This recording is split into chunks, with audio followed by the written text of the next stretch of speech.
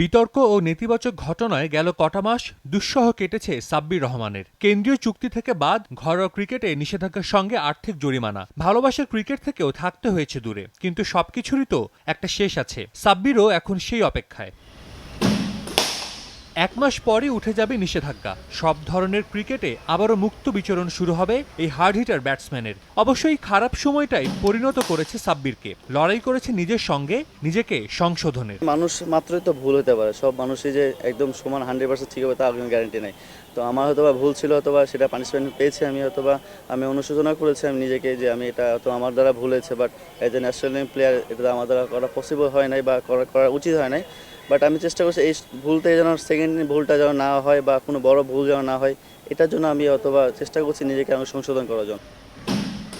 আপাতত ব্যস্ততা না থাকলেও কদিন বাদেই শুরু হবে জাতীয় দলের ক্যাম্প। কিন্তু এই অবসরে বসে নেই সাব্বির, নেই দায়সারা মনোভাব দেখানোর কোনো সুযোগ। নিভৃতেই করছেন অনুশীলন, প্রস্তুত হচ্ছেন জাতীয় দলের সামনের সিরিজগুলোর জন্য। আমি বেসিক্যালি আমার নিজের যেটা সমস্যা সেটা নিয়ে কাজ করছি, ফিটনেস টেস্ট করছি, ব্যাটিং বোলিং সবই করছি ইনশাল্লাহ। তো হোপফুলি ইনশাল্লাহ লাস্ট যে সিরিজটা খেলাবো, যে কনফিডেন্সটা পেয়েছি, রান করেছি, ওটা কনফিডেন্সটা নেক্সট দুটো সিরিজে কাজে দেবে আমার জন্য।